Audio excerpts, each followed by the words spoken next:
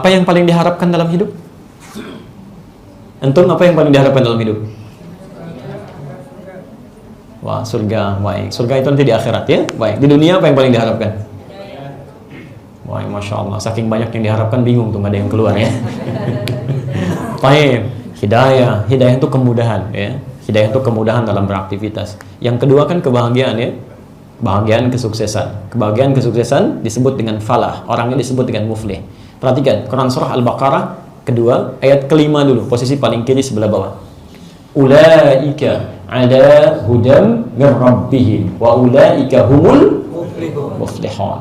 Ulaika, mereka itu maksudnya ada di antara manusia ya. Ala hudam min rabbihim. Ada hudan, ada ala hudan, itu beda. Kalau hudan saja itu petunjuk, kemudahan. Tapi kalau ala hudan artinya petunjuk itu melekat dalam setiap aktivitas yang dijalani, nempel ya. Makanya ada bahasa ala. Ala itu melekat di atas ya. Misal ini ya, al-qalam alal maktab ya, spidol ini di atas meja. Kalau pakai ala nempel begini. Kalau ada jarak namanya fauqa. Al-qalam fauqal maktab ya, spidol ini di atas meja tapi ada jarak begini. Tapi kalau sudah ala nempel. Ketika Allah mengatakan, berfirman di Al-Baqarah ayat kelima itu, ulaika ala hudan min rabbihim, bukan fauqa huda. Ya. Ya. Kalau fauqa artinya nggak melekat tuh, tapi kalau ala melekat. Jadi ada orang yang setiap aktivitasnya diberi petunjuk oleh Allah. Masya Allah. Mau makan, cari makan ditunjukkan oleh Allah. Ini haram. Dibuat keadaan, dibikin macet, dibikin ketinggalan supaya nggak ngejar ke situ. Dibelokkan ke tempat yang lainnya. Bahasa manusianya nggak dapet tuh. Tidak. Tapi bahasa iman yang mengatakan Allah tidak menginginkan yang itu. Pindah kamu, cari yang lain. Masya Allah. Cari pekerjaan, ada maksiatnya dialihkan di situ. Bahasa manusianya nggak diterima. Masya Allah. Lamaran sini, lamaran situ. Masya Allah, saya tidak rela dengan itu. Palingkan. Dibuat berbeda oleh Allah. Ya. Di setiap semuanya Pak. Semuanya. Di semua aktivitasnya. Langkahnya diatur. Orang pandangannya semua dilihat. Dia tidak. Pandangannya zikir. Lisannya zikir. Kan? Jalannya zikir. Masya Allah. Keluar rumah, beda langkahnya dengan masuk rumah. Menggunakan sepatunya beda dengan melepas sepatunya. Lain. Ada petunjuk dia. Masya Allah. Dan hidupnya bahagia. Wa ulaika humul muflihun. Bahagia. Tenang. Kadang-kadang dalam beberapa situasi, ketenangan itu lebih penting daripada materi yang dipegang. Coba saya tanya ya. Baik. Jangan maksa milihnya. Pilih mana? Kaya tapi gelisah atau miskin tapi tenang. Dan tidak ada pilihan ketiga. Sehat tapi gelisah atau sakit tapi tenang. Tidak mudah ya, tidak mudah. Jadi teman-teman sekalian, kebahagiaan itu penting, ketenangan itu penting. Nah, ada orang yang hidupnya mendapat petunjuk dari Allah plus tenang, bahagia. Siapa mereka? Karena ulaika, kalimat ulaika itu selalu terkait dengan kalimat sebelumnya. Perhatikan ayat 2 sampai 4-nya. Ya. Dzalikal kitabu la raiba fi hudan lil muttaqin. Ternyata mereka itu muttaqin. Siapa muttaqin ini? Lihat kalimatnya. Masya Allah. Lihat, belum minta sudah Allah tunjukkan. Biasanya kan Bapak Ibu minta ya, ya Allah, mohon berikan kemudahan pada anak saya, berikan kemudahan pada pekerjaan saya, berikan kemudahan pada rumah tangga saya. Kalau ala hudan tuh nggak minta sudah turun kemudahannya. Siapa mereka itu? Lihat ayat 3-nya. Alladzina yu'minuna bil ghaib. Tidak disebutkan seorang beriman. Syarat iman pertama kali apa? Baik, seseorang dikatakan beriman, syarat pertamanya, rukun iman itu apa? Rukun iman syarat pertamanya? Beriman pada siapa? Allah. Ketika Anda beriman kepada Allah, kalimat apa yang diucapkan? Asyhadu an la ilaha illallah. Ketika kalimat iman, maaf, perhatikan kalimatnya, disebutkan dalam Quran, kemudian ditafsirkan di ayat lain dan di hadis-hadis kalimat ini menunjukkan kepada Allah. Lihat sekarang, ketika disebutkan nama Allah di sini dengan fungsi iman, setelah itu yang muncul kalimat ibadah. Alladzina yu'minuna bil ghaib, iman, setelah itu apa? Wa yuqimunas shalah wa mimma razaqnahum yunfiqun. Saya bahas satu saja karena keterbatasan waktu kita. Saya bahas satu saja sebagai contoh. Perhatikan, setelah ada kalimat iman yang dimaksudkan Allah, karena itu disebut bil ghaib di sini, muncul kalimat ibadah. Wa yuqimunas shalah. As-shalah.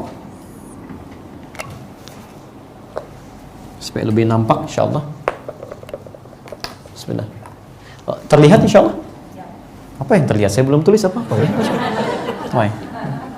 Anda makan apa ya sampai bisa melihat yang belum terlihat? Luar biasa. Bismillah.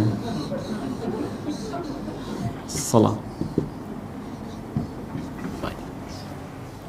Mesti seperti ini. Ya, kalau tidak seperti ini, ada yang perlu diperbaiki dalam tulisannya. Ya, karena Rasam Usmani pasti seperti ini. Baik ya. Kalimat salat ada yang seperti ini, ada yang seperti ini, ada yang seperti ini. Kalau seperti ini bentuk tunggal. Satu. Jelas ya? Baik. Kalau seperti ini, bentuk jama'. Ya, seperti Al-Baqarah 238, posisi paling kanan sebelah atas. Hafidhu 'alas shalawat, begini. Ya, jelas di sini? Baik. Ini bentuk tunggal, ini jama'. Tapi kalau seperti ini gabungan dari kedua makna ini. Saya ulang. Ini tunggal, ini apa? Jama'. Kalau bentuk seperti ini, gabungan dari keduanya. Artinya bentuk jama' yang bisa dilakukan secara tunggal. Ya, bentuk jama' yang bisa dikerjakan secara tunggal. Baik, sholat itu kalau tidak berjamaah, kalau tidak bisa berjamaah, maka sholatnya sendirian kan? Baik. Sekarang perhatikan, kalimat sholatnya berbentuk jama'. Jama' itu, maaf, satu atau dua? Dua? Bukan, banyak. Baik. Banyak. Apa artinya?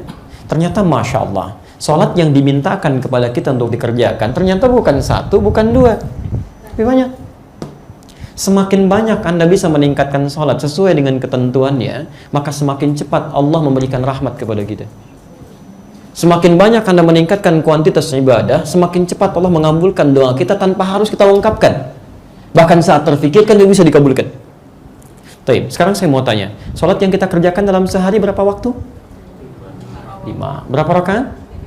Masya Allah, usia sampai segini masih 5 waktu juga. 17 rakaat juga.